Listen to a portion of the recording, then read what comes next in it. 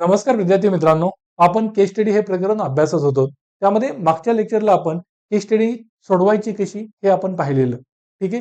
त्यामध्ये आपण काय बघितलं की त्यामध्ये नैतिक दुविधा काय आहेत त्या तुम्हाला ओळखता आल्या पाहिजेत. वेगवेगळे भागधारक कोण आहेत, त्या भागधारकांचे हितसंबंध काय आहेत आणि त्यानंतर वेगवेगळे तुमच्या पुढे उपलब्ध असलेले पर्याय आणि त्या पर्यायांचे गुण आणि दोष आणि त्यानंतर तुम्ही निवडत असलेली कृती किंवा तुम्ही निवडत असलेला पर्याय आणि तोच पर्याय तीच कृती तुम्ही का निवडत आहात यासाठीचा युक्तिवाद तुम्हाला करता आला पाहिजे आणि त्यानंतर तुम्ही जी कृती किंवा पर्याय निवडत नाहीत त्यामुळे होणारे विपरीत परिणाम त्यांची सुद्धा तुम्हाला सोडवणूक करायची आहे. ठीक आहे. आणि त्यानंतर तुम्ही उत्तराचा केसचा समारोप कराल. या पद्धतीने तुम्हाला तुमची उत्तरं लिहायची आहेत. मग आजच्या लेक्चरला आपण अजून काही केस स्टडीज बघूयात. त्याचबरोबर की पब्लिक स्पेअर आणि प्रायव्हेट स्पेअर या संबंधीच्या केस स्टडी स्पेसिफिकली जर आल्या तर त्यामध्ये तुम्ही कोणते कीवर्ड्स तुमच्या त्या केसमध्ये उत्तरामध्ये येणं अपेक्षित आहे त्या दृष्टीने आपण काही कीवर्ड्स लिहून घेऊया. ठीक आहे. सुरुवातीला आपण जे सार्वजनिक क्षेत्रातील केस स्टडी जर आली तर त्यामध्ये तुम्ही कोणते कीवर्ड्स लिहिणं गरजेचं आहे. सार्वजनिक क्षेत्र म्हणजे काय की तुमची जर भूमिका किंवा एखाद्या अधिकाऱ्याची भूमिका दिलेली असेल की तो जिल्हाधिकारी आहे किंवा सुप्रिंटेंडेंट ऑफ पोलीस म्हणजे एसपी आहे किंवा वरिष्ठ जिल्हा पातळीवरील अधिकारी आहे, विकास अधिकारी आहे, डेव्हलपमेंटल ऑफिसर, अशा स्वरूपाची जर केस स्टडी असेल तर त्यावेळेस तुमच्या केसमध्ये तुमच्या उत्तरामध्ये काही गोष्टी येणं गरजेचं आहे. जसं की निष्काम कर्मयोग,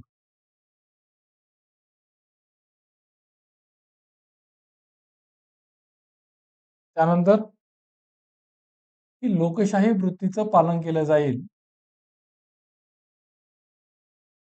हे कीवर्ड्स आहेत तुमच्या उत्तरामध्ये दिसले पाहिजे. ठीक आहे.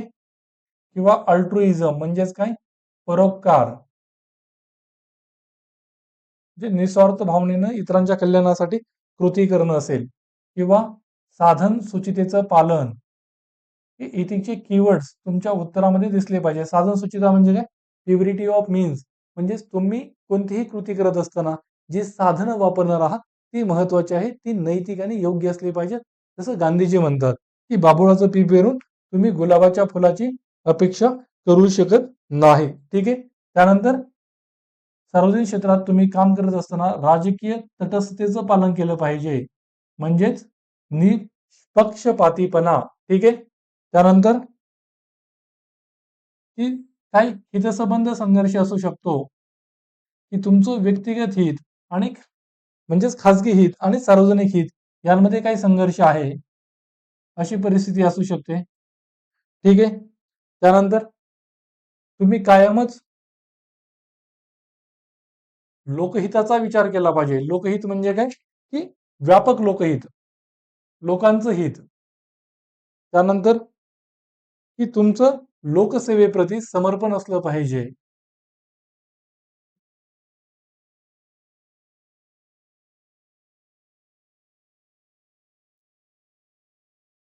त्यानंतर सरकारमध्ये काम करत असताना तुम्हाला सिक्रेसी, कॉन्फिडेन्शियलिटी, गुप्तता, गोपनीयता या मूल्यांनाही महत्त्व देणं गरजेचं आहे आणि त्यासोबतच त्यांचा बॅलन्स तुम्हाला पारदर्शकता आणि उत्तरदायित्व यांच्यासोबत करता आला पाहिजे. पारदर्शकता, उत्तरदायित्व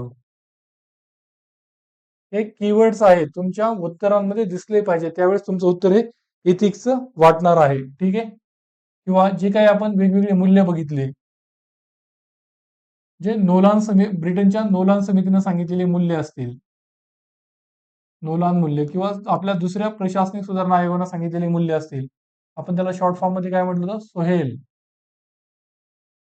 म्हणजेच काय, सेल्फलेसनेस, निस्वार्थीपणा, ऑब्जेक्टिव्हिटी म्हणजे वस्तुनिष्ठता, ओपननेस, खुलेपणा, प्रामाणिकपणा, ऑनेस्टी, अकाउंटेबिलिटी, उत्तरदायित्व, इंटेग्रिटी, सत्यनिष्ठा आणि लिडरशिप, एल म्हणजे ठीक आहे, नेतृत्व गुण.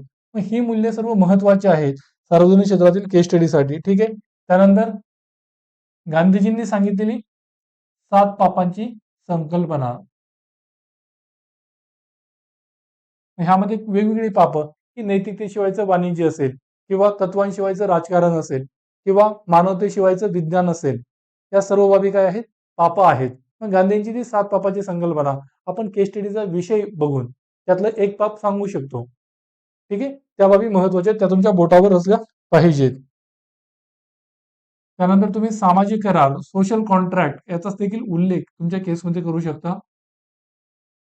सामाजिक करार, मग यामध्ये हॉब्सनी मांडलेला करार असेल किंवा जॉन लॉक यांनी मांडलेला करार असेल किंवा रुसोनं मांडलेला करार असेल. ठीक आहे, या बाबी महत्वाच्या आहेत की आपला समाजासोबतचा एक करार आहे, एक स्वरूपाचा, काल्पनिक स्वरूपाचा. त्यानंतर आपण मॅकियावेलीचा उल्लेख करू शकतो. मॅकियावेली किंवा चाणक्य कौटिल्य असेल भारतीय संदर्भात, की साध्य कसं महत्वाचं आहे साधनांपेक्षा.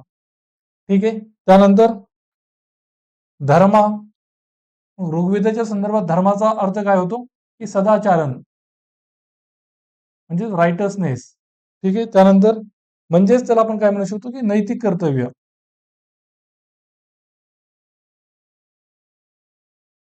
नैतिक कर्तव्य असतील किंवा आपण डिओन्टॉलॉजीचा उल्लेख करू शकतो किंवा कांट यांचं कर्तव्य तत्व, इमॅन्युअल कांट कर्तव्य तत्व.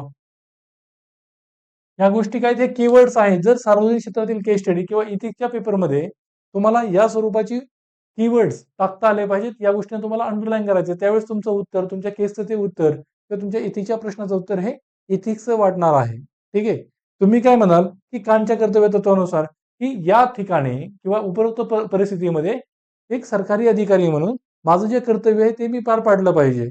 आता इमॅन्युअल कांट काय म्हणतो की ते कॅटेगोरिकल इम्पेरेटिव्ह आहे की तुम्ही तुमचं कर्तव्य पार पाडणं. ठीक आहे, या बाबी किंवा निष्काम कर्मयोग असेल या बाबी. त्यानंतर सद्गुणाधिष्ठित नीतिशास्त्र असेल की उपरोक्त परिस्थितीमध्ये सद्गुणी व्यक्ती या स्वरूपाची कृती करेल आणि त्यामुळे माझी कृती ही त्या स्वरूपाची असेल. या स्वरूपात तुम्हाला तुमच्या कृतीचं समर्थन करायचं आहे. क्लिअर आहे, या सगळ्या गोष्टी महत्वाच्या आहेत. अजून सार्वजनिक क्षेत्राच्या संदर्भात आपण काय काय लिहू शकतो, तुम्ही विचार करा की कोणते कीवर्ड्स आले पाहिजेत.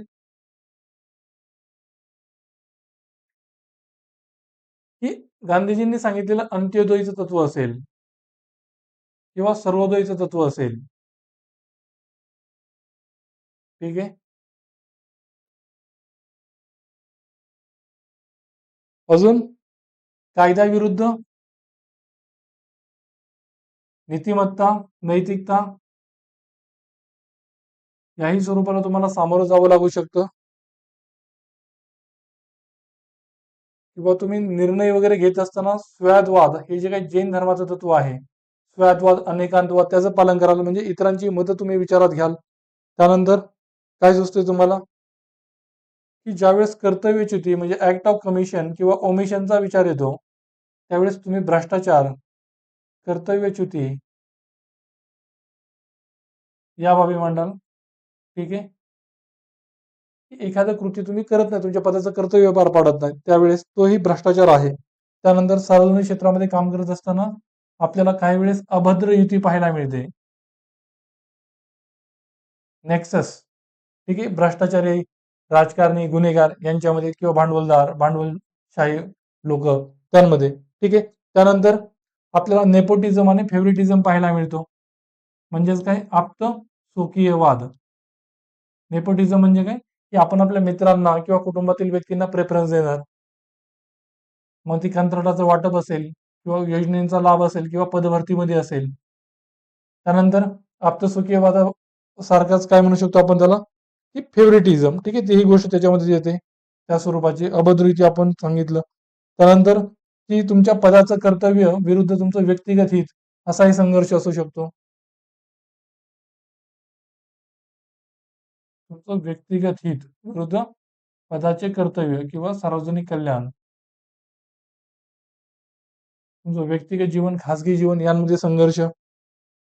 ठीक आहे, त्यानंतर संविधानिक नैतिकता किंवा घटनात्मक नैतिकता, की उपरोक्त माझं वर्तन हे घटनात्मक नैतिकतेचं पालन करणारं ठरेल किंवा या कृतीमुळे घटनात्मक नैतिकतेचे उल्लंघन होत आहे, या स्वरूपामध्ये. त्यानंतर की जॉन रॉल्स यांनी सांगितलेली सामाजिक न्यायाची संकल्पना असेल. जॉन रॉल्स काय म्हणतात की भेदभावपूर्ण कृतीचं समर्थन तेव्हाच होऊ शकतं जेव्हा ती कृती ही समाजातील उपेक्षित किंवा शोषित दुर्बल समूहाच्या कल्याणासाठी केली जात आहे. त्यांनी जे डिफरन्स प्रिन्सिपल सांगितलं, भेदमूलक तत्व, ठीक आहे, त्या दृष्टीनं आपल्याला कुठं या गोष्टी करायची गरज पडली तर आपण त्या संदर्भात जॉन रॉल्सच्या नावाचा संदर्भ देऊन आपल्या कृतीचं समर्थन करू शकतो. म्हणजे हे जे काही कीवर्ड्स आहेत हे महत्वाचे आहेत. ज्यावेळेस तुम्ही सार्वजनिक क्षेत्रातील विषयासंबंधी केस स्टडीचं उत्तर लिहित आहात त्यावेळेस एक गोष्ट लक्षात ठेवा की इथिक्सचं उत्तर लिहित असताना तुमच्या प्रत्येक पानावरती किमान एक काय म्हणत आहे मी इथिक्सच्या प्रश्नांचं उत्तर लिहित असताना म्हणजे थेरीचे क्वेश्चन असतील किंवा केस स्टडीचे क्वेश्चन असतील तुमच्या प्रत्येक पानावर किमान एक इथिक्सचा कीवर्ड आला पाहिजे. त्यावेळेस तुमचं ती इथिक्सचं आन्सर शीट वाटणार आहे, उत्तरपत्रिका वाटणार आहे. ठीक आहे. म्हणजेच आता हे नोलान मूल्य त्यातलं एखादं मूल्य तुम्ही लिहून एखाद्या कृतीचं समर्थन करत असाल तर ते इथिक्सशी संबंधित असलेल्या गोष्टी वाटतात. त्यामुळे तुमच्या प्रत्येक प्रश्नामध्ये 3-4 कीवर्ड्स तर असलेच पाहिजेत, पण प्रत्येक पानावरती किमान एक कीवर्ड असणं गरजेचंच आहे. ठीक आहे. हे जे काय या स्वरूपाचे कीवर्ड्स आहेत ना ते तुम्हाला ऑलरेडी तयार करून ठेवायचे. त्या गोष्टी मी तुम्हाला देईल अजून पुढेही. ठीक आहे. मग सार्वजनिक क्षेत्रातील विषयासंबंधी जर का केस स्टडी आली तर तुमच्याकडे हे कीवर्ड्स आहेत, हे तुम्हाला वापरायचे आहेत. तुम्ही ज्या वेळेस तुमची जी कृती करणार आहात त्या कृतीचं समर्थन करण्यासाठी किंवा तुम्हाला जे पर्यायांचं मूल्यांकन करायचं आहे किंवा ज्या नैतिक दुविधा मांडायच्या आहेत, नैतिक समस्या, त्यासाठी तुम्ही या गोष्टी वापरणार आहात. ठीक आहे. व्यापक जनहिताकडे दुर्लक्ष होत आहे त्या स्वरूपामध्ये किंवा एखाद्या पर्यायामुळे काय गुण आहेत काय दोष आहेत ते सांगण्यासाठी याचा आधार घेणं, या सर्व बाबींचा आधार घेतला जाऊ शकतो. मग कोणती गोष्ट कुठे फिट होते हे तुम्हाला समजण्यासाठी या सर्व संज्ञांचा अर्थ तुम्हाला माहित असणं गरजेचं आहे. हे आपण थेरी लेक्चर्स मध्ये सगळं अभ्यासलेल्या गोष्टी आहेत. ठीक आहे. या बाबी महत्वाच्या आहेत. या सगळ्या तुम्ही लिहून घ्याल, पाठ कराल, समजून घ्याल आणि त्या तुमच्या उत्तरांमध्ये वापराल. मग हे जे काय आहे सार्वजनिक क्षेत्र त्या संबंधीच्या केसेसमध्ये तुम्हाला या गोष्टी वापरायच्या आहेत. आता आपण पब्लिक केस स्टडी संदर्भात काही गोष्टी बघूयात. ठीक आहे. त्यासोबतच हे काही सार्वजनिक क्षेत्र आहे ना त्या बाबतीत अजून काही गोष्टी आपण लिहू शकतो की वेगवेगळ्या प्रकारचे काय म्हणतात की नैतिक द्विधा स्वरूपाचे आपल्याला काही वेळेस पाहायला मिळतात की आपण जे पहिले मांडले की गुप्तता हे जे काही महत्वाचं तत्व आहे, कॉन्फिडेन्शियलिटी, सिक्रेसी, यामध्ये हितसंबंध संघर्ष आपल्याला पाहायला मिळतो.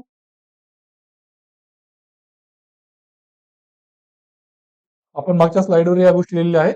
तो कसा असेल, तो व्यक्तिगत हित असेल, व्यापक लोकहित असेल,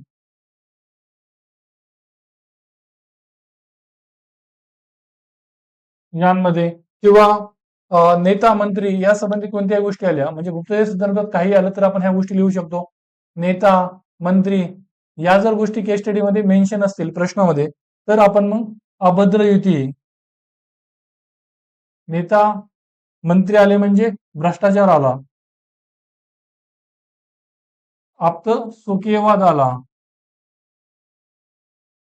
या गोष्टी लगेच तुम्हाला सुचायला पाहिजेत आणि त्या गोष्टी तुम्हाला केसमध्ये मांडायच्या आहेत. किंवा पक्षपात आला, फेवरेटिझम, म्हणजे मित्र आणि नातेवाईक या व्यतिरिक्त इतर व्यक्तींना तुम्ही प्रेफरन्स देणं इतरांच्या तुलनेमध्ये. ठीक आहे.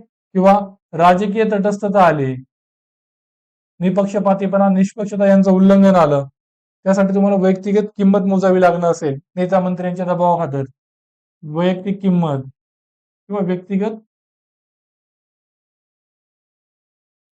परिणामांना सामोरं जावं लागणार असेल. ठीक आहे. त्यानंतर वरिष्ठांचा आदेश आला की वरिष्ठांच्या आदेशाविषयी काही जर केस स्टडी मध्ये असेल तर तुम्हाला लगेच आठवलं पाहिजे की कायदा विरुद्ध नीतिशास्त्र, नैतिकता हा इथिकल डिलेमा, नैतिक दुविधा याच्यामध्ये असणार आहे. वरिष्ठांनी आदेश दिला म्हणजे एखादी कायदेशीर बाब असू शकते, ती नैतिकतेच्या विरोधात जाणारी असू शकेल. या संदर्भात दुविधा त्या ठिकाणी असल्याचं आपल्याला पाहायला मिळतं. ठीक आहे. क्लिअर आहे. या सगळ्या गोष्टी महत्वाच्या आहेत. ठीक आहे. हे जे काही तत्व बघितले आपण या सगळ्या बाबी आणि या बाबी या पब्लिक स्पिअर म्हणजे सार्वजनिक क्षेत्रातील केस स्टडी संदर्भात महत्वाच्या आहेत. तुम्ही सर्व व्यवस्थितरित्या लक्षात ठेवाल. ठीक आहे.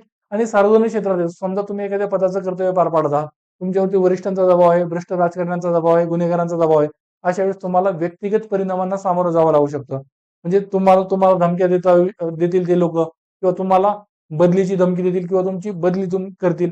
म्हणजे तुम्हाला व्यक्तिगत परिणामांना ज्यावेळेस सामोरं जावं लागणार आहे, ठीक आहे, तुमच्यावरती एखादी फसवी केस दाखल करतील महिला आयोगामार्फत, एखादी महिला छळाचा आरोप करेल तुमच्यावरती, का तर तुम्हाला दाबण्यासाठी.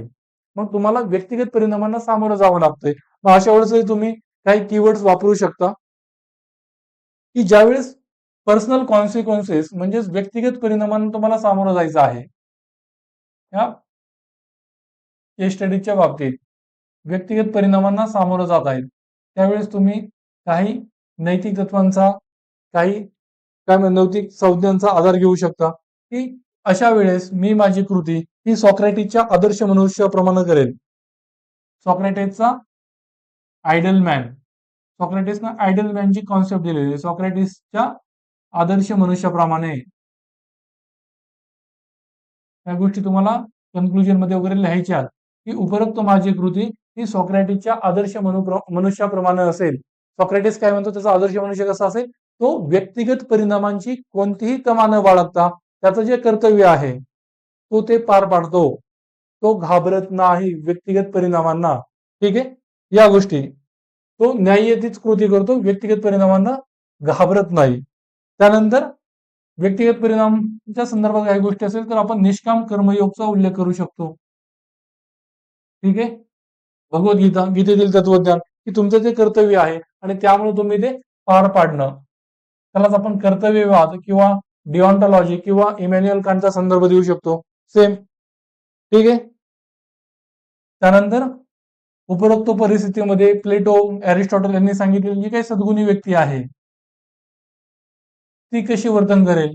सद्गुण त्यांनी कोणते सांगितले होते, 4 कार्डिनल व्हर्च्यूज, न्याय असेल, संयम असेल, विवेक असेल, ठीक आहे, आणि साहस, धैर्य असेल, या बाबी त्यांनी सांगितलेल्या. मग यानुसार माझी कृती असेल, या बाबी तुम्हाला उत्तरामध्ये तुमच्या कृतीच्या समर्थनार्थ लिहायच्या आहेत. त्यावेळेस तुमचं उत्तर हे एथिक्सचं, नीतिशास्त्राचं वाटणार आहे. क्लिअर आहे, या बाबी आहेत. त्यानंतर समजा पब्लिक स्पेअरशी संबंधित एखादी केस स्टडी असेल, जिथं पर्यावरणाशी काहीतरी संबंध आहे, मग पर्यावरणाशी संबंधित बाबी असतील तर त्या संबंधात तुम्हाला काही गोष्टी लिहायच्या आहेत. काही कीवर्ड तुम्ही वापरू शकता, की विश्वस्त तत्व.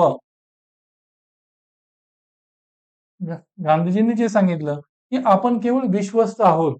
ठीक आहे, आता म्हणजे पर्यावरणाच्या बाबतीत जर पाहायचं झालं तर भविष्यातील पिढ्यांची सुद्धा म्हणजे शाश्वत विकास, ज्याला आपण सस्टेनेबल डेव्हलपमेंट म्हणतो, तो काय आहे, की भविष्यातील पिढ्यांची त्यांची गरजांची पूर्तता करण्याच्या क्षमतेवरती विपरीत परिणाम होणार नाही, अशाच पद्धतीनं आपल्या आजच्या पिढीनं संसाधनांचा उपयोग घ्यायचा आहे, वापर करायचा आहे. बरोबर, म्हणजे भविष्यातील पिढ्यांची क्षमता कमजोर नाही झाली पाहिजे, की संसाधनांचा वापर करण्याची, त्यांना संसाधनं कमी पडता कामा नाहीत.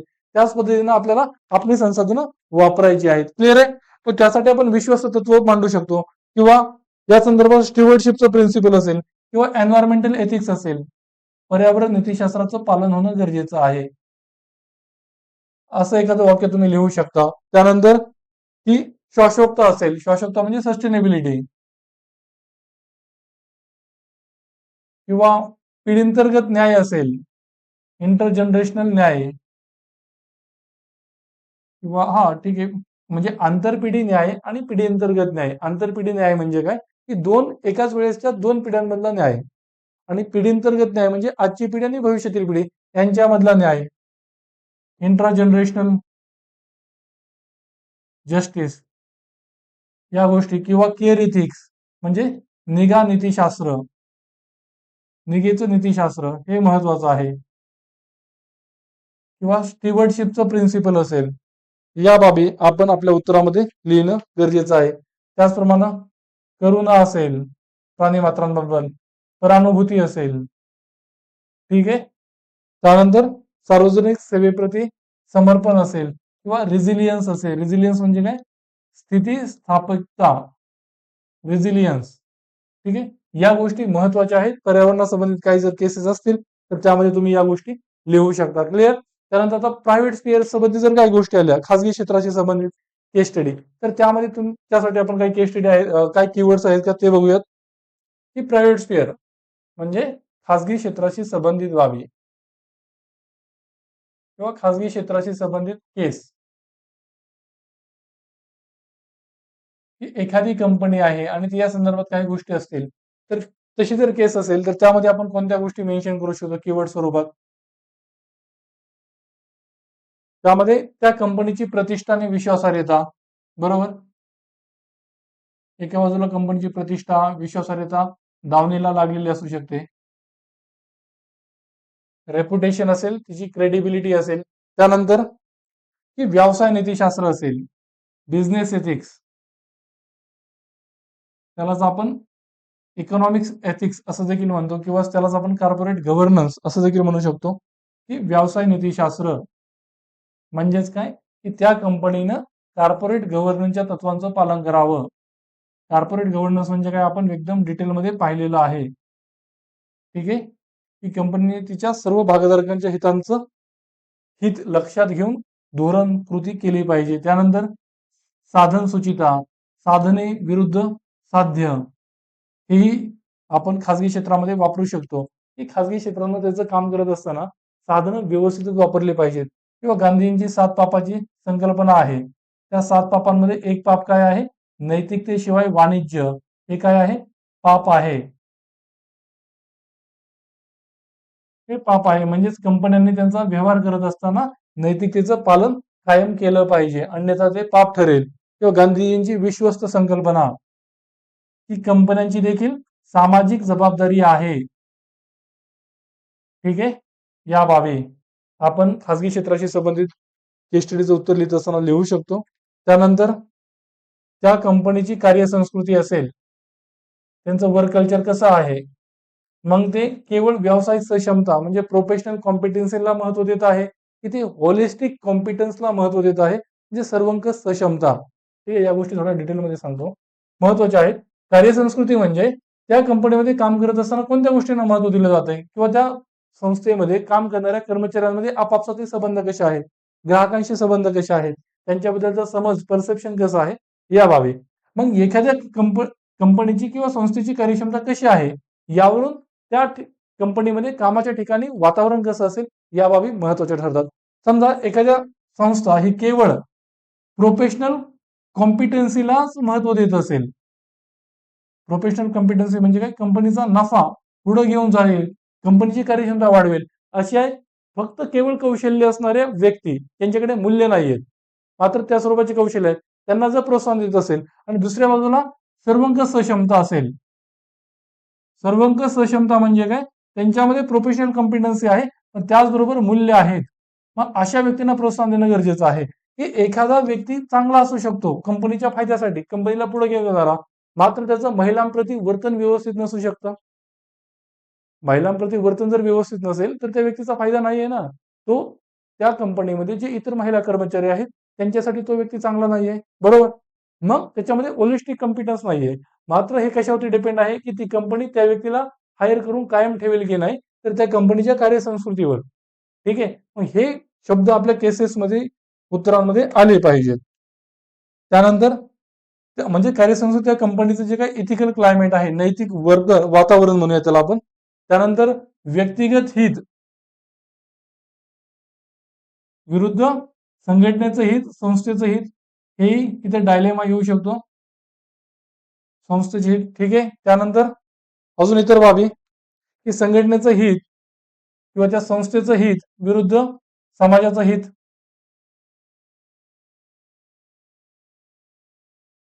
संस्थेच्या हिताविरुद्ध समाजाचं हित असू शकतं. की कंपनीला नफा कमवायचा आहे, हे त्या कंपनीचं हित आहे, मात्र त्यासाठी ती पर्यावरणाचं नुकसान करणार असेल तर पर्यावरणाचं नुकसान होऊन समाजाचं हित डावललं जाणार आहे, बरोबर. त्यानंतर कंपनीची सामाजिक जबाबदारी. ठीक आहे. या गोष्टी आपण वरती बघितल्या. त्यानंतर कंपनीची किंवा खाजगी क्षेत्राशी संबंधित निष्ठा म्हणू शकतो आपण. मग ही जी काही लॉयल्टी निष्ठा आहे ती कोणाप्रती असू शकते, एकतर समाजाप्रती किंवा त्या संस्थेमध्ये काम करणाऱ्या कर्मचाऱ्यांसाठी बोलायचं झालं तर त्यांच्या संस्थेप्रती, संघटनेप्रती. ठीक आहे. किंवा स्वतःप्रती देखील आपली लॉयल्टी असणं गरजेचं आहे. हे कीवर्ड्स आपण लिहू शकतो. त्यानंतर कंपनीच्या ज्या काही महत्वाच्या गोष्टी असेल त्याबाबत गुप्तता, सिक्रेसी किंवा कॉन्फिडेन्शियलिटी या सुद्धा गोष्टी महत्वाच्या आहेत. ठीक आहे. त्यानंतर कंपनीची कार्यक्षमता असेल, एफिशियन्सी किंवा कंपनीने करायचा नवाचार असेल, इनोव्हेशन किंवा उपक्रमशीलता, सर्जनशीलता असेल.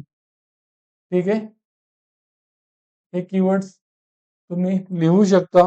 त्यानंतर कॉर्पोरेट गव्हर्नन्स आहे त्यासोबतच तुम्ही सांघिक भावना किंवा त्याला काय म्हणायचं, टीमवर्क, संघ भावना, टीमवर्क, सांघिकता या गोष्टी देखील असणं गरजेचं आहे. क्लिअर? या सगळ्या बाबी महत्वाच्या आहेत. खासगी क्षेत्राशी संबंधित जर केस स्टडी असेल तर हे जे काही कीवर्ड्स आहेत ते आले पाहिजेत. हे कीवर्ड्स खूप महत्वाचे आहेत जे आपण आता बघितले की हे सार्वजनिक क्षेत्राशी संबंधित कीवर्ड्स तुम्ही व्यवस्थितरित्या कराल. ठीक आहे. आणि जे काही थेरी पार्टची आन्सर रायटिंगचं आपण लेक्चर घेऊयात त्यावेळेस मी तुम्हाला सांगेल की थेरीमध्ये सुद्धा काही कीवर्ड्स तुमच्याकडे यादी असणं गरजेचं आहे 100 कीवर्ड्सची. आणि त्या 100 कीवर्ड्स मधले किमान 50 कीवर्ड्स तरी तुम्हाला त्या परीक्षेच्या दरम्यान आठवले पाहिजेत. आणि प्रत्येक पानावरती किमान तुम्ही 1 ते 2 कीवर्ड्स देणं गरजेचं आहे. क्लिअर आहे इथपर्यंत? सॉरी. आता आपण केस स्टडीला सुरुवात करूयात. केस स्टडी तर आपण काल पाहिलेली. ठीक आहे.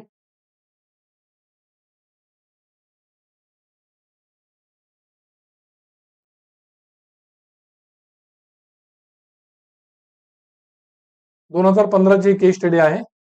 वाचूयात आपण. आता खासगी क्षेत्राशी निगडीत 1-2 केस स्टडीज बघूयात आणि जे काही आपण कीवर्ड्स बघितले होते ते कसे वापरता येतील त्या बाबी. ठीक आहे. एका मोठ्या औषध निर्मिती कंपनीच्या लॅबमध्ये काम करणारा शास्त्रज्ञ एक शोध लागतो की त्यांच्या कंपनीत सर्वाधिक विक्री होणाऱ्या पशुवैद्यकीय औषधात आदिवासी भागात प्रचलित असलेल्या सिकलसेल सारख्या असाध्य आजार बरा करण्याची क्षमता. ठीक आहे. मात्र मानवासाठी उपयुक्त ठरणारे औषध विकसित करण्यासाठी नवीन प्रकल्पाकरिता 50 कोटी रुपये एवढा खर्च येणार आहे. क्लिअर? उपरोक्त आजार हा केवळ दारिद्र्यग्रस्त आदिवासी क्षेत्रापुरता, हा जो आजार आहे तो केवळ दारिद्र्यग्रस्त आदिवासी क्षेत्रापुरता मर्यादित असल्यामुळे या औषधाला बाजारात पुरेशी मागणी नसल्याने हा खर्च भरून निघणे कंपनीसाठी कठीण आहे. बघा इथं नैतिक दुविधा आहे. ठीक आहे. ती तुम्हाला समजली पाहिजे वाचतानाच. त्यानंतर तुम्ही कंपनीचे मुख्य कार्यकारी अधिकारी, तुम्ही सीईओ आहात. ठीक आहे. हा एक स्टेक होल्डर झाला. आता त्यांनी प्रश्नामध्ये काय विचारलंय की तुमच्या पुढे कोणकोणते पर्याय उपलब्ध आहेत आणि प्रत्येक पर्यायाचे गुण आणि दोष. बघा आता त्यांनी काय विचारलंय, केस स्टडी काय आहे समजली तुम्हाला, प्रश्न काय आहेत ते समजले. केसमध्ये काय म्हटलंय, एक औषध निर्माण कंपनी आहे ती पशु म्हणजे जनावरांसाठी औषधं बनवते. पण त्यातल्या एका क्षेत्राला अशा औषधाचा शोध लागलाय की ते जर औषध अजून डेव्हलप केलं पुढे जाऊन तर आदिवासी भागामध्ये जो एक असाध्य असा आजार आहे, दुर्गम काय म्हणूयात की असाध्य स्वरूपाचा आजार, तो बरा करण्याची क्षमता त्या औषधामध्ये आहे. मात्र ते औषध विकसित करण्यासाठी अजून 50 कोटी रुपयांचा खर्च येणार आहे. ठीक आहे. मात्र त्या औषधाची मागणी ही त्या आदिवासी पाड्याकडून असणार आहे. त्यांच्याकडे तेवढा पैसा नाहीये की ते औषध घेऊ शकतील. मग अशा वेळेस त्या कंपनीनं ते औषध विकसित करायला हवं की नको? विकसित केलं तर त्यांचे 50 कोटी रुपये खर्च होणार आहेत. ठीक आहे. त्यांना त्यांचा तो पैसा भरून निघणार नाहीये. आदिवासींकडे तेवढे पैसे नाहीये त्या कंपनीला द्यायला स्वतःचा जीव वाचवण्यासाठी सुद्धा. मग आता एका बाजूला कंपनीचा नफा आहे किंवा कंपनीचा तोटा आहे एक प्रकारे, की कंपनीने जर ते औषध विकसित केलं तर. पण दुसऱ्या बाजूला आदिवासींच्या जीवाचं महत्व आहे की आदिवासींचे जीव तिथे बरे होऊ शकतात, त्यांचा जो आजार बरा होऊ शकतो. ठीक आहे. असाध्य स्वरूपाचा आजार बरा करण्याची क्षमता त्या औषधामध्ये आहे. मग ते औषध विकसित करायचं की नाही ही तुमच्या पुढे मुख्य दुविधा आहे.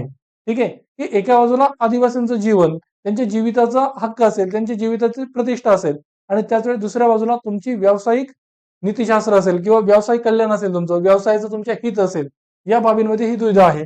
मग तुम्ही कोण आहे, त्या कंपनीचे सीईओ आहात, मुख्य कार्यकारी अधिकारी आहात. मग तुमच्याकडे कोणकोणते पर्याय उपलब्ध आहेत आणि प्रत्येक पर्यायाचे गुण आणि दोष काय आहेत हे इथे विचारलेलं आहे. क्लिअर? कराल ट्राय? प्रयत्न करा. आपण सोडूया. तुम्ही प्रयत्न करा.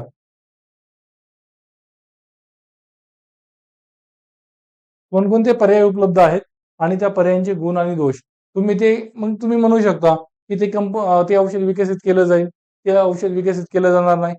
किंवा तिसरा पर्याय की वेगवेगळे इतर पर्याय पाहिले जातील की ज्याद्वारे ते औषध विकसित करू. मग त्याचे सगळ्यांचे गुण दोष. औषध जर तुम्ही विकसित करणार असाल स्वतःच्याच पैशानं, तर त्याचे गुण काय आहेत की आदिवासींचा जो आजार बरा होऊ शकतो, आदिवासींची मदत होऊ शकते. त्याचे तोटे काय असू शकतात की कंपनीला उगीच आगाऊचा खर्च हा पडणार आहे, कंपनी तोट्यात जाऊ शकते, या बाकीच्या गोष्टी, किंवा कंपनीचं ते काम नाहीये किंवा सरकारचं ते काम आहे, काही ज्या काही गोष्टी असतील ते तुम्हाला जे सुचतंय ते वेगवेगळे पर्याय तुम्ही सांगा आणि त्या पर्यायाचे गुण आणि दोष लिहिण्याचा प्रयत्न करा.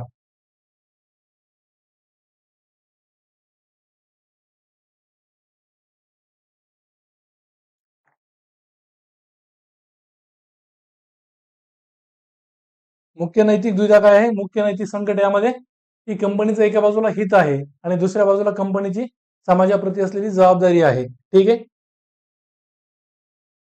मग तिने स्वतःचं हित जपायचं की समाजाप्रतीची जबाबदारी जपायची आणि आदिवासींसाठी ते औषध विकसित करायचं, का तिसराही काही मार्ग आहे?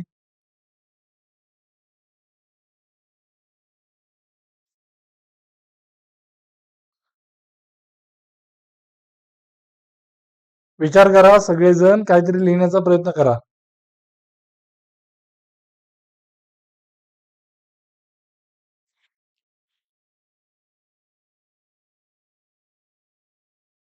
काय सुचतंय? ठीक आहे. बघूयात आपण यामध्ये कोणत्या गोष्टी लिहिता येऊ शकतात, कोणकोणते पर्याय असू शकतात. आपल्याला अगोदर काय करायचं आहे? नैतिक दुविधा अधोरेखित करायची आहे. मग त्यामध्ये आपण सुरुवातीलाच ते मांडणार की नैतिक दुविधा काय आहे या प्रकरणामध्ये, ती मांडणं की कंपनीचं एका बाजूला व्यावसायिक हित आहे, नफा, आणि दुसऱ्या बाजूला काय आहे? कंपनीची समाजाप्रती असलेली जबाबदारी असेल, कंपनीची सामाजिक नैतिकता म्हणजे सोशल एथिक्स, किंवा कंपनीची समाजाप्रती असलेली जबाबदारी. ठीक आहे. मग हा नैतिक दुविधा मांडल्याच्या नंतर एक सीईओ म्हणून तुमच्या पुढे कोणकोणते पर्याय उपलब्ध आहेत, किंवा माझ्या पुढे खालीलप्रमाणे पर्याय असतील, ही झाली तुमची दुसरी सब हेडिंग. मग त्यामध्ये तुम्ही सांगाल की पर्याय एक काय आहे? व्यावसायिक हित जपण्यासाठी प्रकल्प रद्द करणं.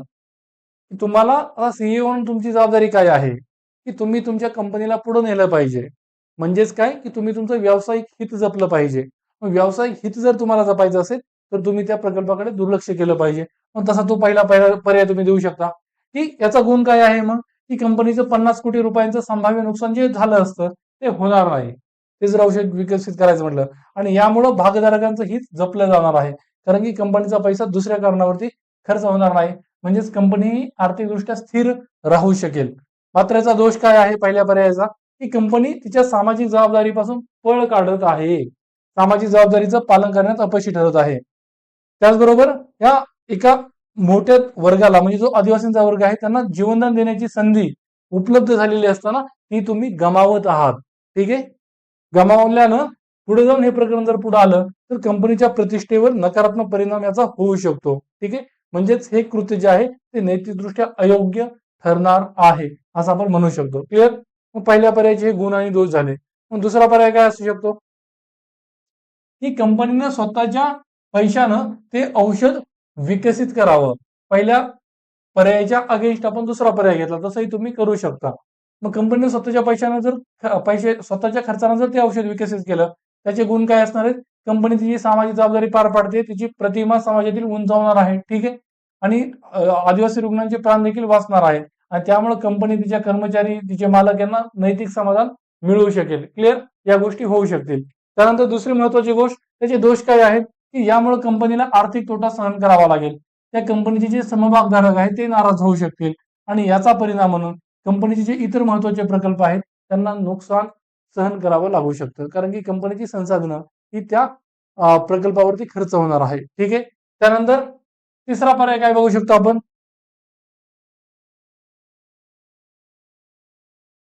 की कंपनीनं इतर चाचपण्या करायला हव्यात, की वेगळे मार्ग अजून काय आपल्याला सापडतील का, की आपण सरकारची मदत घेऊ शकतो का, किंवा इतर कंपन्यांचा सीएसआरचा निधी असेल किंवा आपल्याच कंपनीचा जो सीएसआरचा निधी आहे तो आपण औषध विकसित करण्यासाठी खर्च करू शकतो का. म्हणजेच तुम्हाला तुमच्या व्यवसायाचं हित जपत असतानाच सामाजिक जबाबदारी सुद्धा पाळायची आहे. त्या संदर्भात तुम्हाला कोणता निर्णय घेता येईल का, की दोन्ही गोष्टी तुम्ही उचलून धरू शकताय, व्यावसायिक हित आणि त्याचबरोबर कंपनीची समाजाप्रती असलेली जबाबदारी, या दोन्ही गोष्टींचं पालन करणारा निर्णय तुम्हाला घ्यायचा आहे. ठीक आहे. त्या संबंधीच्या इतर पर्यायांची चाचपणी तुम्ही करणं गरजेचं आहे. आणि त्या दृष्टीने मग तुम्ही शेवटाला त्या स्वरूपाचा पर्याय लिहू शकता, की बाह्य मदतीनं औषध विकसित करणं सर्वाधिक योग्य पर्याय ठरेल. हा पर्याय निवडल्यास खर्च कमी करण्यासाठी खालील मार्गांचा अवलंब करता येऊ शकतो. काय? सरकारी मदत घेणं. मग याच्यामध्ये वायबिलिटी गॅप फंडिंग असेल. वायबिलिटी गॅप फंडिंग म्हणजे काय? तुम्ही तो प्रकल्प पुढे न्याल, आता त्यातून जो रेव्हेन्यू जनरेट होईल पुढे उद्या जाऊन ते औषध विकसित कराल तर औषध विकाल आणि जेवढा तुम्हाला महसूल प्राप्त होईल आणि जेवढा तुमचा ऑलरेडी खर्च झालेला आहे यातला जो गॅप आहे, तुम्हाला जेवढा तोटा सहन करावा लागत आहे तेवढा सरकारकडून घेणं.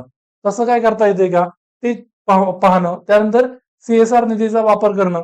कॉर्पोरेट सामाजिक जबाबदारी म्हणजे सीएसआर फंडामधून प्रकल्पासाठी निधी वळवणं. मग स्वतःच्या कंपनीचा असेल किंवा इतर कंपन्यांचा असेल, ठीक आहे, किंवा काही कंपन्यांबरोबर एकत्र येऊन म्हणजेच भागीदारी स्थापित करून दुसऱ्या एखाद्या औषध निर्मिती कंपनीसोबत भागीदारी, दोघीचा सीएसआर फंड एकत्र आणणं आणि त्यानंतर हे औषध विकसित करणं, हेही केलं जाऊ शकतं.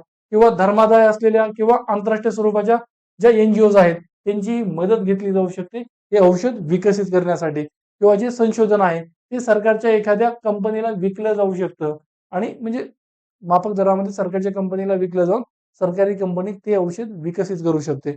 हाही पर्याय पाहिला जाऊ शकतो. ठीक आहे.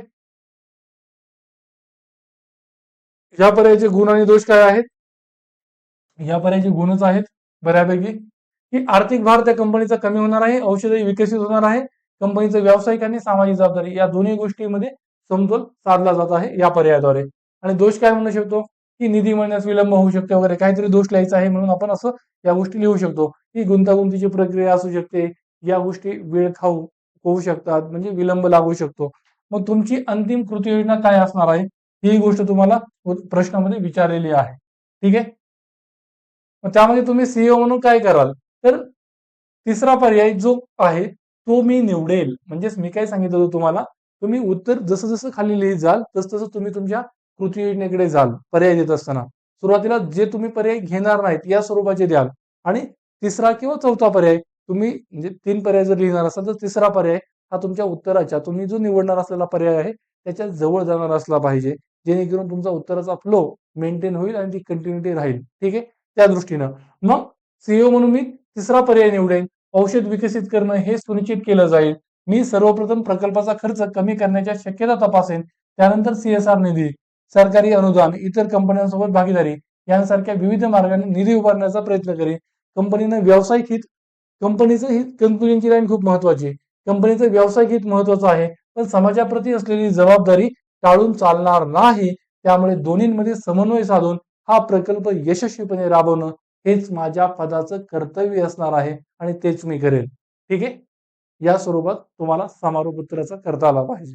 क्लिअर आहे की तुम्हाला दोन्ही गोष्टींना सोबत घेऊन चालता आलं पाहिजे.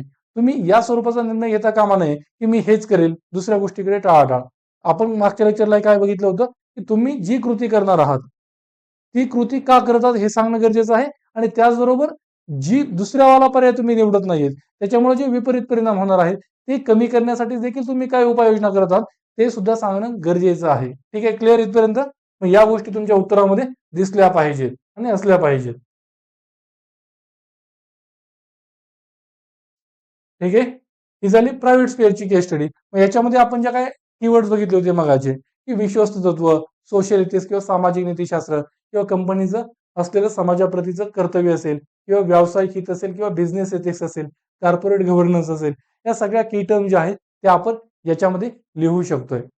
अजून एक गोष्ट लक्षात ठेवायची की ज्यावेळेस केस स्टडी तुम्ही वाचाल त्यावेळेस तुम्हाला ती केस स्टडी ही आपल्या जो सिलेबस आहे, सिलेबसची जी 7 प्रकरणं आहेत की नीतिशास्त्र, मानवी संवाद, भावनिक बुद्धिमत्ता, वर्तन वृत्ती म्हणजे वृत्ती असेल, वृत्ती म्हणजे सामाजिक पाठपुरावा असेल, सामाजिक प्रभाव, या नेमक्या कोणत्या प्रकरणाशी ती केस स्टडी लिंक होत आहे हे तुम्ही ओळखणं आणि त्या आपल्या थेरी पार्टच्या प्रकरणातले जे काही कीवर्ड्स आहेत, ज्या काही संज्ञा, परिभाषा, संकल्पना आपण अभ्यासल्या त्या या केस स्टडीच्या उत्तरामध्ये तुम्ही वापरणं गरजेचं आहे. ठीक आहे. आता ही केस स्टडी कॉर्पोरेट गव्हर्नन्स संबंधी आहे. मग कॉर्पोरेट गव्हर्नन्स मधल्या ज्या बाबी आहेत त्या तुम्हाला इथं लिहिता आल्या पाहिजेत. ठीक आहे. सीएसआर निधी या आपण गोष्टी अभ्यासलेल्या, या कॉर्पोरेट गव्हर्नन्स सर्व काय म्हणतात भागधारकांच्या हिताचं संवर्धन असेल किंवा कॉर्पोरेटची समाजाप्रती असलेली जबाबदारी असेल, या गोष्टी तुम्हाला सगळ्या इथे लिहिता आल्या पाहिजेत.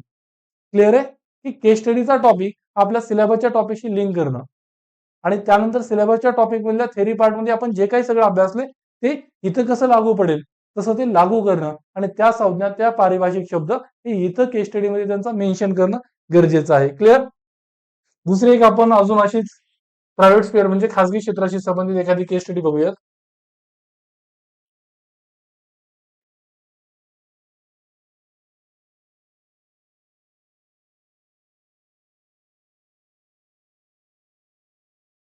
ही केस स्टडी मागच्या लेक्चरला आपण अभ्यासलेली.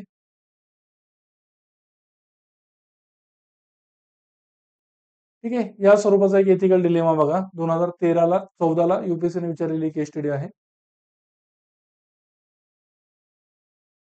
या थीमवरती युपीएससी वारंवार प्रश्न विचारत असते, थेरी पार्ट मध्ये देखील आणि केस स्टडी मध्ये देखील, की तुम्ही म्हणजे क्षमता असलेले व्यक्ती आहात, अभियोग्यता असलेले व्यक्ती आहात, मात्र तुमच्याकडे मूल्य नाही आहेत. ठीक आहे, म्हणजे नॉलेज विदाउट व्हॅल्यू त्या टाईप मधली गोष्ट. मग आपण कोणत्या गोष्टीला प्राधान्य दिलं पाहिजे त्या गोष्टी आहेत. ठीक आहे, एखाद्या व्यक्तीमध्ये ज्ञान आहे मात्र मूल्य नाहीये, मग त्या व्यक्तीचं ज्ञान काय कामाचं आहे का? तर ते नाहीये. त्या स्वरूपात ही केस स्टडी काय आहे बघा, की बाजारपेठेत आगमन करून नाव कमावण्याच्या तयारीत असलेल्या आगामी इन्फोटेक कंपनीचे, ठीक आहे, भागधारक बघा, भागधारक आपल्याला लगेच हायलाइट करायचे आणि दुविधा हायलाइट करायचे आहेत. कंपनीचे आपण कार्यकारी संचालक आहात, एक्झिक्युटिव्ह डायरेक्टर, मार्केटिंग टीम बघा, इथे एक मार्केटिंग टीम आहे. त्या मार्केटिंग टीमचं नेतृत्व करणारे श्री अ अ हा एक व्यक्ती आहे, तो एक भागधारक. हे कंपनीचे स्टार परफॉर्मर आहेत. एका वर्षाच्या छोट्या कालावधीत श्री अ यांनी कंपनीच्या महसुलात दुप्पट वाढ करण्यात मदत केली आहे. त्यामुळे श्री अ यांना प्रोत्साहन देण्यासाठी बढती देण्याचा विचार सध्या सुरू आहे. ठीक आहे, मात्र कंपनीमधील इतर कर्मचाऱ्यांकडून, इतर कर्मचारी सुद्धा कंपनीत आहेत. ठीक आहे, इतर कर्मचाऱ्यांकडून त्यांच्या वागणुकीबद्दल काही गोष्टी कानावर आल्या आहेत. खास करून महिला कर्मचाऱ्यांप्रतीचा त्यांचा दृष्टिकोन योग्य नाही. ठीक आहे, महिला कर्मचारी हा पुन्हा नवीन भागधारक, दृष्टिकोन योग्य नाही. ते नेहमी महिला टीम सहकाऱ्यांना अश्लील संदेश पाठवतात. एकदा उशिरा रात्री श्री अ यांच्या टीम मधील सहकारी श्रीमती श, ठीक आहे, ही एक भागधारक अस्वस्थ असल्याचं लक्षात आलं. तिने श्री अ च्या सततच्या गैरवर्तनाविरुद्ध तक्रार केली. श यांनी अ विरुद्ध तक्रार केलेली आहे. तसेच त्यांनी तिच्याशी कार्यालयात अयोग्यपणे स्पर्श करण्याचा प्रयत्न केला, असा श यांनी आरोप केला. त्यामुळे श यांनी कार्यालय सोडण्याचा निर्णय घेतला आहे. तर ह्यात प्रश्न काय विचारले आहे, तुमच्या समोर उपलब्ध असलेले पर्याय कोणते आहेत, पर्याय कोणते उपलब्ध आहेत आणि या प्रत्येक पर्यायाचं मूल्यमापन करा, म्हणजे गुण आणि दोष सांगा आणि योग्य कारण देऊन तुम्ही कोणता पर्याय निवडाल ते सांगा.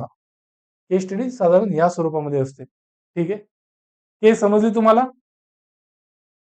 एका कंपनीचे एक स्टार परफॉर्मर आहेत, खूप चांगलं काम करणारी व्यक्ती, की तिनं त्या कंपनीचं काय म्हणूयात, की जी महसूल आहे त्यात दुपटीने वाढ केलेली आहे, कंपनीच्या महसुलीत दुप्पट वाढ, अशा स्वरूपाचं काम करणारी व्यक्ती कोणती, श्री अ ही. मात्र त्या अवरती काय आरोप होत आहेत, की त्यांचं महिलांबाबतचं वर्तन हे योग्य नाहीये. ठीक आहे, आणि त्यांच्याच टीम मधील एका श्रीमती श यांनी आरोप केलेला आहे, की त्यांनी काय म्हणूयात, की त्यांना अयोग्य प्रकारे स्पर्श करण्याचा प्रयत्न केला किंवा त्यांच्या विरुद्ध त्यांनी गैरवर्तनाची तक्रार देखील केलेली आहे. त्या स्वरूपात तुम्ही कोण आहात, कंपनीचे कार्यकारी संचालक, ही गोष्ट महत्वाची आहे. ठीक आहे, तुम्हाला आता तुमच्या पुढे नैतिक दुविधा काय आहे, म्हणजे त्यांनी काय विचारलं केस स्टडीमध्ये, या स्वरूपाचा प्रश्न येतात, की तुमच्या पुढे कोणते पर्याय उपलब्ध आहे, त्याचं मूल्यमापन करा, म्हणजे त्याचे गुण आणि दोष सांगा, आणि तिसरी महत्वाची गोष्ट, तुम्ही कोणता पर्याय निवडणार आहात ते कारणांसहित सांगा. योग्य कारणे देऊन कोणता पर्याय निवडा ते सांगा. या स्वरूपात प्रश्न येत असतात. ठीक आहे, मग यामध्ये तुमच्या पुढे नैतिक दुविधा काय आहे, की एका बाजूला तुमच्या पुढे कंपनीचा नफा म्हणजे कंपनीचं हित आहे, व्यावसायिक हित, की हा स्टार परफॉर्मर आहे, हा तुमच्या कंपनीला पुढे घेऊन जात आहे. ठीक आहे, एका बाजूला हे आहे, आणि दुसऱ्या बाजूला काय आहे, महिलांचा आदर, महिलांची प्रतिष्ठा, महिलांची सुरक्षितता, की कामाच्या ठिकाणी महिलांना योग्य सुरक्षित वातावरण देणं ही देखील तुमची जबाबदारी आहे. हे देखील कॉर्पोरेट गव्हर्नन्सचं महत्वाचं तत्व आहे. मग तुम्ही आता कंपनीचा नफा ला महत्व देऊन या स्टार परफॉर्मन्सच्या विरोधात कोणतीच कारवाई करणार नाहीत का, या महिलेला संरक्षण देत याच्या विरोधात कारवाई करा, ही तुमच्या पुढे नैतिक दुविधा आहे. यात तुम्ही निर्णय कसा घेणार आहात हे महत्वाचं आहे. मग तुमच्या पुढे कोणकोणते पर्याय उपलब्ध आहेत, त्या पर्यायांचे गुण आणि दोष, आणि तुमची कृती योजना अंतिम कशी असणार आहे, या गोष्टी तुम्हाला लिहिण्याचा प्रयत्न करायचा आहे. वेळ घ्या 2 मिनिट आणि तुम्ही प्रयत्न करा. ठीक आहे. सगळ्यांनी प्रयत्न करा.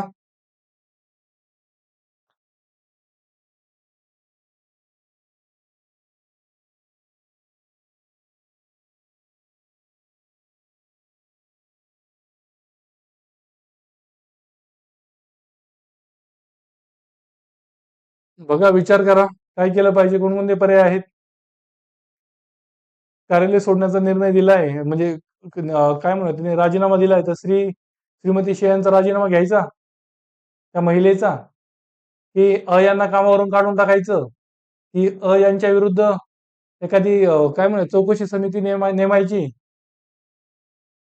काय काय केलं जाऊ शकतं? का श्रीमती शे यांनाच कामावरून काढून टाकायचं? आता तो व्यक्ती महत्वाचा आहे आपल्या कंपनीला पुढे घेऊन जाण्यासाठी. काय करायला हवं?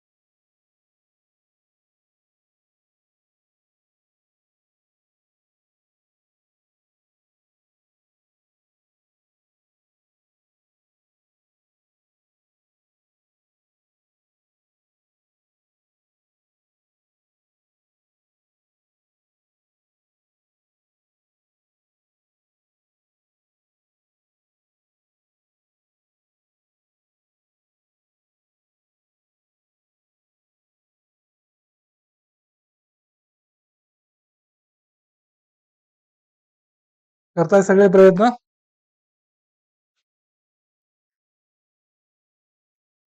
यामध्ये नैतिक दुविधा काय आहे तुमच्या पुढे एक कार्यकारी संचालक म्हणून? हम्म की हा जो काय काय म्हणूयात की कंपनीचं जे काही हित आहे, की हा कंपनीमध्ये चांगला काम करणारा व्यक्ती आहे, बरोबर? तो त्यानं कंपनीचा महसूल बऱ्याच प्रमाणात वाढवलेला आहे, दुपटीनं वाढवलेला आहे. तो स्टार परफॉर्मर आहे, मात्र त्याचं वर्तन हे व्यवस्थित नाहीये. मग अशा वेळेस त्या श्री यांचा व्यावसायिक अनुभव आणि त्यांची जी कार्यक्षमता आहे, कामगिरी आहे, त्याला तुम्ही महत्त्व द्याल, की महिलांची सुरक्षितता, कामाच्या ठिकाणी त्यांना योग्य वातावरण मिळणं गरजेचं आहे, महिलांचा आदर, या गोष्टी महत्त्वाच्या आहेत. यातील कोणती गोष्ट तुमच्यासाठी महत्त्वाची आहे? कारण की या दोन गोष्टींमध्ये नैतिक दुविधा आहे. ठीक आहे. काय म्हणू शकतो आपण यात, की तुम्हाला ती नैतिक दुविधा अधोरेखित करायची आहे. ठीक आहे. यामध्ये सुरुवातीला आपण तुम्ही तेच भागधारक काय आहेत, नैतिक दुविधा आहेत, ह्या ओळखायचे आहेत, की श्री जे आहेत त्यांचा व्यावसायिक अनुभव आणि कंपनीची कामगिरी, तर दुसरीकडे महिला कर्मचाऱ्यांची सुरक्षितता आणि सहानुभूती, या दोन मूल्यांमध्ये संघर्ष आहे. ठीक आहे. त्याच गोष्टी खाली दिलेल्या आहेत. थोडस जम्बलिंग झालेलं आहे इथं आपल्या नोट्समध्ये. ठीक आहे. तेवढं थोडं तुम्ही समजून घ्या, की द्विधा काय आहे आणि वेगवेगळे भागधारक कोण आहेत. श्री असतील, त्यानंतर श्रीमती श असतील, किंवा कंपनीचे संचालक म्हणून तुम्ही असाल, किंवा एकंदरीत समाज असेल, पोलीस व्यवस्था असेल, न्यायपालिका असेल. ठीक आहे. हे सर्व यामध्ये भागधारक आहेत. त्यानंतर यामध्ये वेगवेगळे पर्याय कोणते असू शकतात, की जे काही श्रीमती श यांनी जी तक्रार केलेली आहे, त्या तक्रारीकडे तुम्ही दुर्लक्ष करा. म्हणजे श्रीमती श यांनी श्रीमती यांच्या विरुद्ध केलेल्या तक्रारीकडे दुर्लक्ष करा. हा एक पर्याय तुम्ही सांगू शकता. मग या पर्यायाचे गुण आणि दोष काय असू शकतात, की हे कामावरती राहतील, ते कंपनीला अजून पुढे घेऊन जातील, कंपनीची कार्यक्षमता किंवा जो महसूल वाढ आहे तो अजून होऊ शकेल. मात्र याचा दोष काय आहे, की साधन सुचिता तत्व गांधीजींनी सांगितलेलं, की तुम्ही कोणत्या साधनांचा अवलंब करत आहात, की हा व्यक्तीचं वर्तन जर महिलांविरुद्ध तसं असेल, तर महिला त्यामुळे सुरक्षित राहणार नाहीत कामाच्या ठिकाणी. मात्र कामाच्या ठिकाणी महिलांना योग्य न्याय्य आदराची प्रतिष्ठेची वागणूक देणं गरजेचं आहे, सुरक्षितेचं वातावरण देणं गरजेचं आहे. ठीक आहे. आणि त्यामुळं या व्यक्तीचं जे वर्तन, जे गैरवर्तन हे बेकायदेशीर आहे, आणि त्या बेकायदेशीर वर्तनाबद्दल त्याला शिक्षा होणं गरजेचं आहे. ठीक आहे. अन्यथा त्याचा जो काय काय म्हणूयात त्याचा या स्वरूपाचं बेकायदेशीर वर्तन हे अजून वाढणार आहे. त्याला तुम्ही सपोर्ट करण्यासारखं आहे. ठीक आहे. त्याच्याविरुद्ध जर तुम्ही ऍक्शन घेणार नसाल तर त्याची कामगिरी बघून. मग त्यामुळं या पर्यायाचे गुणदोष तुम्ही त्या पद्धतीने लिहू शकता. त्यानंतर स्त्री अ यांची हकालपट्टी करणं. मग थेट तुम्ही जर त्याची हकालपट्टी केली तर तेही योग्य नाहीये. ठीक आहे. म्हणजेच काय, की अ यांची हकालपट्टी करायची जरी झाली, तरी त्यासाठी आपल्याला पूर्णपणे व्यवस्थित फेर तपासणी, चौकशी करावी लागेल. खरंच ते दोषी आहेत का हे बघावं लागेल. अन्यथा तपासणी न करता, चौकशी न करता त्यांना कामावरून काढून टाकणं हे नैसर्गिक न्यायाच्या विरोधात जाईल. ठीक आहे. नैसर्गिक न्यायाचं तत्व काय सांगतं, की चौकशी करूनच त्या व्यक्तीला शिक्षा झाली पाहिजे. ठीक आहे. त्या स्वरूपात या गोष्टी म्हणजेच ते हकालपट्टी करणं याचे आपण गुणदोष त्या स्वरूपात लिहू शकतो. तिसरा पर्याय तुम्ही निवडू शकता, की श्रीमती शे यांचा राजीनामा स्वीकारणं. मात्र शयनचा राजीनामा स्वीकारून काम मागणार आहे का? की इतर महिला देखील आहेत त्यांच्या बाबतीत त्या व्यक्तीचं तसंच गैरवर्तन असेल किंवा शयनचा राजीनामा स्वीकारून त्यांचा आवाज दाबण्याचा प्रयत्न तो ठरेल. ठीक आहे. म्हणजेच त्यांच्यावरती जो काही गैरप्रकार झालेला आहे त्यालाही न्याय मिळणार नाहीये. म्हणजेच हा पर्याय देखील व्यवस्थित असणार नाहीये. ठीक आहे. मात्र त्याचे गुण काय लिहू शकता, की जो काही आहे तो कामावर राहील, कंपनीला पुढे घेऊन जाईल, कंपनीचं हित जे आहे ते साधलं जाईल, आर्थिक स्वरूपाचं हित. ठीक आहे. त्यानंतर पुढे चौथा पर्याय मग तुम्ही अंतर्गत चौकशी समिती नेमाल. मग ह्या अंतर्गत चौकशी समिती नेमाल ती चौकशी करेल. मात्र जो काही श्री अ आहे, श्री अ हा जो काही मार्केटिंग मॅनेजर, मार्केटिंग टीमचा नेता आहे, त्याला तुम्हाला निलंबित करावं लागेल. अन्यथा तो काय करेल, त्या चौकशी प्रक्रियेला प्रभावित करू शकतो त्याच्या पदाचा वापर करून.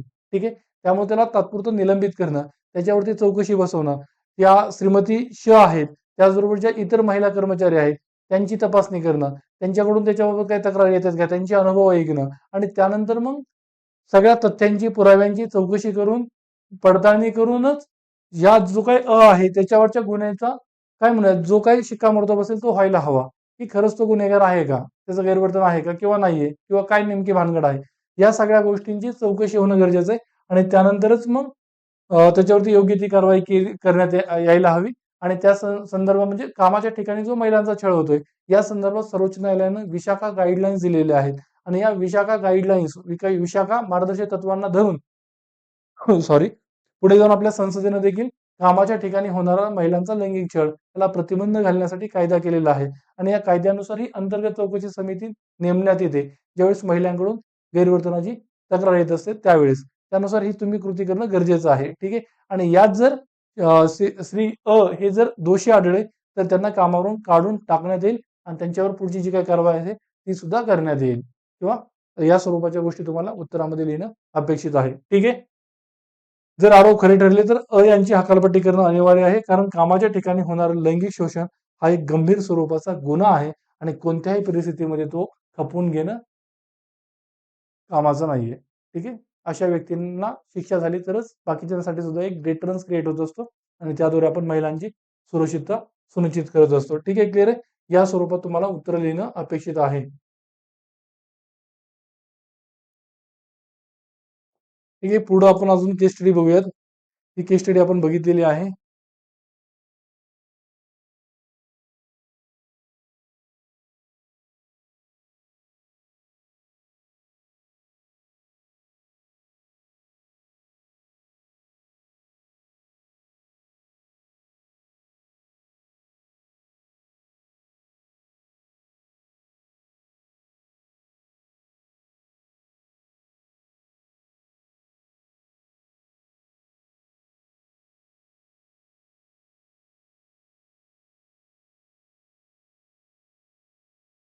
ठीक आहे. पब्लिक स्फेअरशी संबंधित केस स्टडी आहे ती बघूयात. प्रायव्हेट स्फेअर्स म्हणजे खासगी क्षेत्राशी संबंधित आपण 2 केस स्टडीज बघितल्या.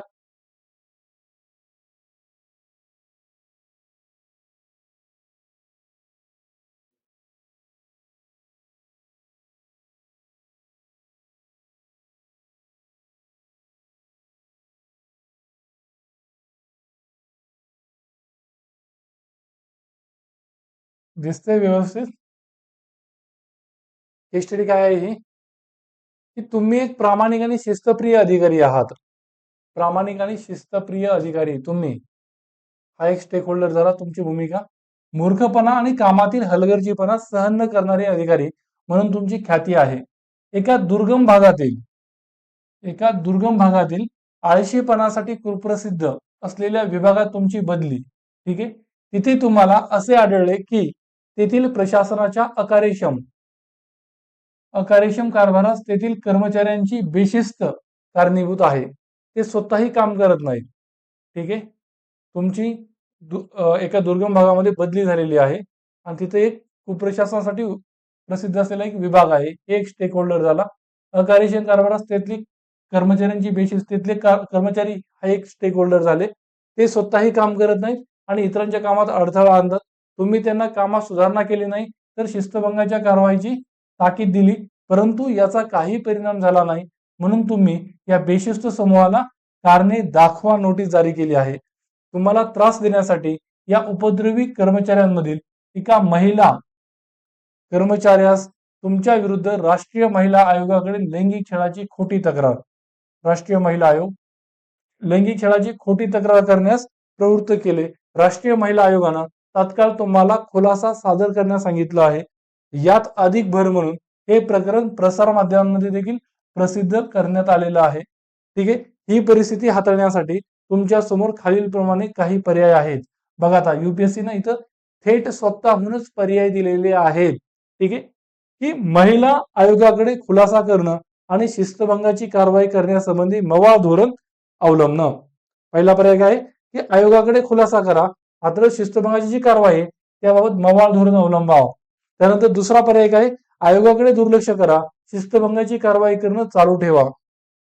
आयोगाकडे दुर्लक्ष आणि शिस्तभंगाची कारवाई चालू. त्यानंतर तिसरा पर्याय वरिष्ठांकडे जावा, वरिष्ठांसमोर संपूर्ण प्रकरण मांडून त्यांच्याकडून सल्ला घेऊन पुढील कृती करणं. आणि त्यांनी त्यासोबतच काय म्हटले, की इतर कोणते पर्याय शक्य असतील तर तेही सुचवा. इतर पर्याय शक्य तुम्हाला सुचत असतील तर ते सांगा आणि या सर्व पर्यायांचं मूल्यांकन करून तुम्ही सर्वात उत्तम पर्याय आणि कार्यवाही सुचवा, ठीक आहे. आपल्याला काय काय विचारलेलं आहे, की त्यांनी 3 पर्याय दिले आहेत. त्या पर्यायांचं मूल्यांकन करायचं आहे, त्याचे गुण आणि दोष सांगायचे आहेत आणि त्याच वेळेस त्यांनी म्हटले तुम्हाला जर सुचत असतील तर इतर पर्याय काय आहेत तेही सांगा आणि तुम्ही निवडणार असलेली कृतीही सांगा, ठीक आहे. या बाबी विचारलेल्या आहेत. आणि प्रश्न किंवा केस काय आहे, की तुम्ही प्रामाणिक आणि चांगले काम करणारे अधिकारी आहात, मात्र तुमची अशा ठिकाणी बदली झाली की जे विभाग पूर्णपणे बेशिस्त स्वरूपाचा आहे, स्वतःही काम करत नाही, इतरांनाही काम करू देत नाहीत. तुम्ही त्यांना काही म्हणायला गेलात, त्यांच्या विरुद्ध कारवाई करायला गेलात तर तुमच्या विरुद्धच त्यांच्या गटातील एका महिलेनं राष्ट्रीय महिला आयोगाकडे तक्रार केलेली आहे, ठीक आहे, तुमच्या तुमच्या विरुद्ध त्या महिलेनं. मग अशा वेळेस राष्ट्रीय महिला आयोगाने देखील तुम्हाला खुलासा दाखवण्यास नोटीस जारी केलेला आहे.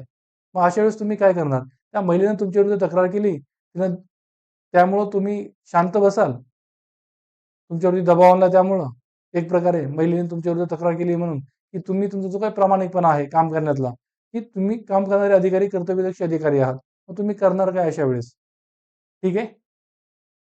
यासंबंधी तुम्ही विचार करा. हे 3 जे पर्याय आहेत त्यांचे गुण आणि दोष तुम्हाला काय सुचतात का ते बघा. इतर पर्याय कोणता सुचतोय का तो बघा आणि तुम्ही कोणती कृती कराल याच्यावरही विचार करा, ठीक आहे. 3 मिनिटं विचार करा. बघूयात आपण पुढे.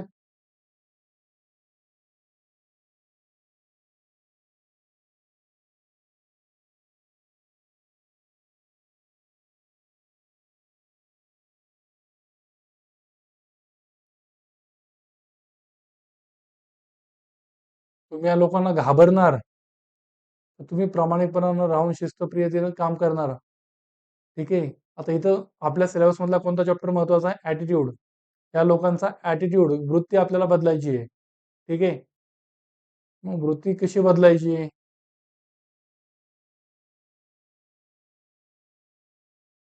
जे वेगवेगळे पर्याय दिले त्याचे गुणदोष काय आहेत, तुम्हाला व्यक्तिगत त्रास देतात हे लोक, बदनामी करतायत तुमची, ठीक आहे.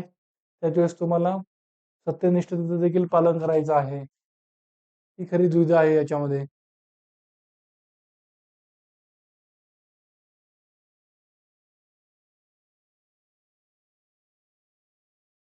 ठीक आहे, तुमची कृती कशी असेल तेही तुम्हाला सांगायचंय.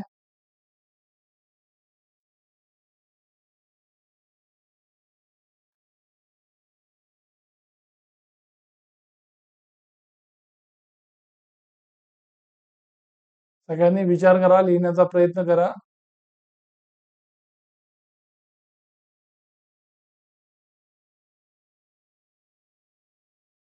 जर महिला आयोगाकडे खुलासा केला, पहिला जो पर्याय आहे, महिला आयोगाकडे खुलासा करणं आणि शिस्तभंगाची कारवाई करण्यासंबंधी मवाळ धोरण स्वीकारणं, तर काय होऊ शकतं?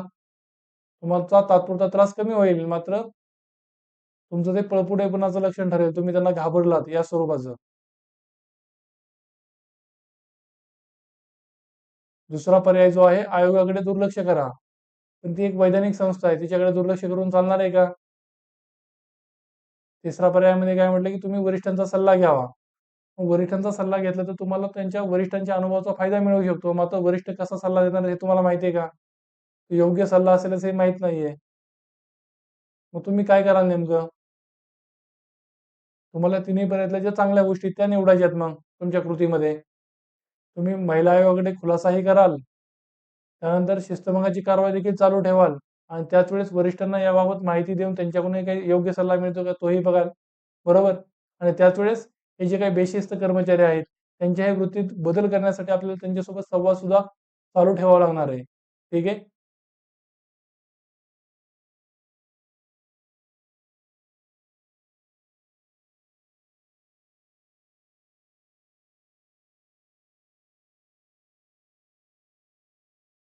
ठीक आहे? काय काय म्हणू शकतो आपण मग याच्यामध्ये? याच्यातली पहिली गोष्ट म्हणजे काय, तुम्हाला नैतिक दुविधा ओळखता आली पाहिजे. नैतिक दुविधा काय आहे? एका बाजूला तुम्हाला ते व्यक्तिगत त्रास द्यायला त्यांनी सुरुवात केली. म्हणजे तुमच्या विरुद्ध बदनामी तुमची करायला सुरुवात केलेली आहे.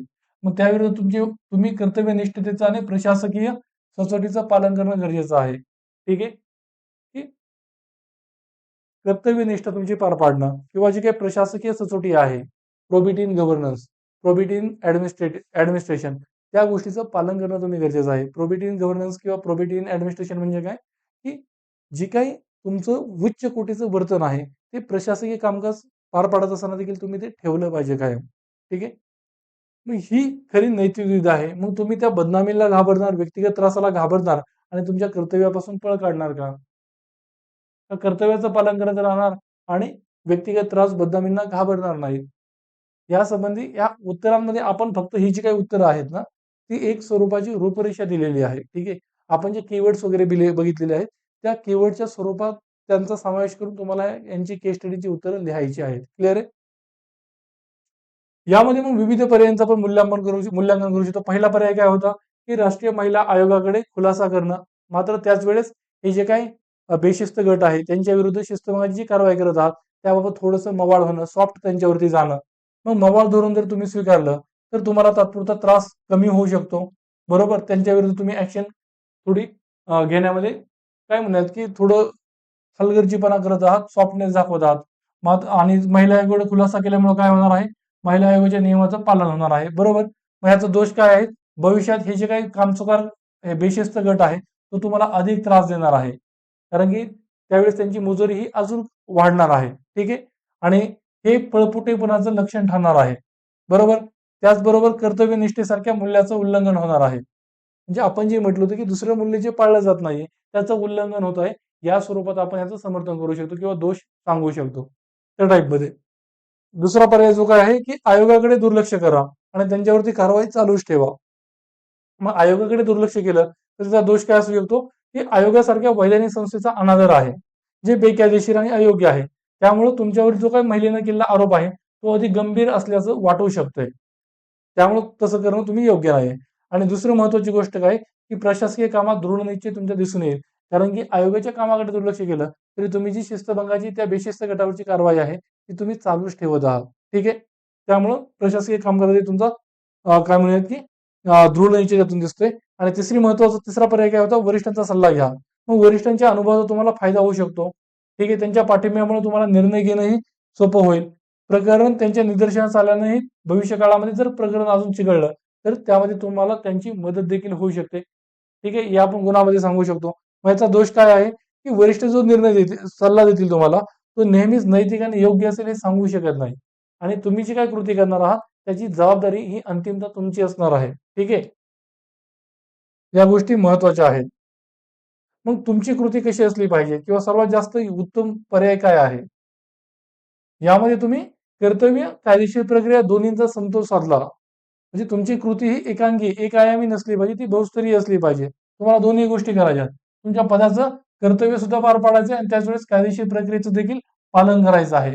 या दोन्हींचा समतोल होईल या स्वरूपाने तुमची कृती असली पाहिजे. ठीक आहे. मग तुमची कृती कृती कशी असली पाहिजे, तुम्ही काय काय कराल या गोष्टी तुम्ही शेवटाला लिहाल. काय काय कराल की तुम्ही तात्काळ खुलासा सादर कराल. ठीक आहे. राष्ट्रीय महिला आयोगासमोर सर्व पुराव्यानिशी म्हणजेच कारणे दाखवा नोटीस असेल, पूर्वीच्या सूचनांच्या प्रती असतील, माझा तपशीलवार आणि वस्तुनिष्ठ स्वरूपात खुलासा सादर कराल आणि आयोगाला तुम्ही पूर्ण पूर्ण सहकार्य कराल. ठीक आहे. त्यानंतर दुसरी तुमची कृती काय असेल, व शिस्तभंगाची कारवाई कायम ठेवणं. कारण की ते कर्मचारी बेशिस्त आहेत, त्यांना तशी सवय लागलेली आहे आणि तुम्ही अजून जर त्यांच्यावरती सॉफ्ट गेला तर त्यांची मुजरीही वाढणार आहे. भविष्यात ते तुम्हालाही त्रास देणार आहेत. इतर जे काम करणार आहेत त्यांनाही त्रास देतील, स्वतःही काम करणार नाहीत. त्यामुळं त्यांच्यावर शिस्तभंगाची कारवाई तुम्हाला चालूच ठेवावी लागणार आहे. ठीक आहे. त्यानंतर तिसरी गोष्ट काय तुम्ही कराल की वरिष्ठांना या संदर्भात माहिती द्याल या संपूर्ण प्रकरणाची आणि त्यांचा सल्ला घ्याल, जेणेकरून या संवेदनशील प्रकरणामध्ये त्यांच्याकडून योग्य मार्गदर्शन होऊ शकेल आणि प्रशासकीय पाठिंबा ते देऊ शकतील. त्यानंतर संवादाचा मार्ग तुम्ही चालूच ठेवणं या बेशिस्त गटासोबत. त्या कर्मचारी समूहाशी संवाद साधून त्यांची वृत्ती समजून घेण्याचा आणि त्यांच्या सकारात्मक बदलून घडवण्याचा प्रयत्न तुमचा चालू असला पाहिजे. ठीक आहे. या गोष्टी महत्वाच्या आहेत. म्हणजेच ह्या कृती योजनेमुळे की तात्काळ खुलासा सादर करा, शिस्तभंगाची कारवाई चालू ठेवा, वरिष्ठांकडून माहिती द्या, संवादाचा मार्ग चालू ठेवा. या कृती योजनेमुळे तुम्ही वैधानिक प्रक्रियेचाही आदर करत आहात, तुमच्या कर्तव्य निष्ठेचं देखील पालन करत आहात. ठीक आहे. आणि वरिष्ठांना देखील विश्वासात येत आहात. त्यामुळं या परिस्थितीमध्ये ही जी कृती योजना तुमची आहे ती योग्य सर्वंकष स्वरूपाची ठरते. या स्वरूपात तुम्ही उत्तराचा समारोप करू शकता. क्लिअर आहे. या स्वरूपात मांडणी करणं गरजेचं आहे. क्लिअर. मग केस स्टडी विषयी तुम्हाला बऱ्यापैकी अंदाज आला असेल की पब्लिक स्पेअरच्या केस स्टडी, प्रायव्हेट स्पेअरच्या केस स्टडी कशा लिहिणं अपेक्षित आहे, वेगवेगळे पर्याय, त्यांचे गुण दोष आणि त्यानंतर त्यातले नैतिक दुविधा असतील, भागधारक असतील, या सर्व बाबी महत्वाच्या आहेत. ते तुम्ही ओळखणं, लिहिणं गरजेचं आहे. तुम्ही या केस स्टडीज लिहा, माझ्याकडे चेक करायला पाठवा, आपण त्याच्यावरती डिस्कशन करूया. ठीक आहे. मात्र तुम्ही लिहा, जोपर्यंत लिहायला घेत नाहीत तोपर्यंत काही नाही आहे. 120 मार्कांना आहे. आपल्या पेपरचा निम्मा भाग हा केस स्टडींचा आहे. त्यामुळे केवळ थेअरी करणं आणि केस स्टडीकडे दुर्लक्ष करणं हे काही कामाचं नाहीये. केस स्टडीला सिरियसली घ्या. केस स्टडी लिहिण्याचा सराव करा. ज्या एवढ्या केस स्टडीज आहेत 78 आपल्याकडे, त्या लिहा तुम्ही. ठीक आहे. थांबूया तिथं. पुढल्या लेक्चरला अजून राहिलेल्या केस स्टडीज बघूयात. Thank you so much.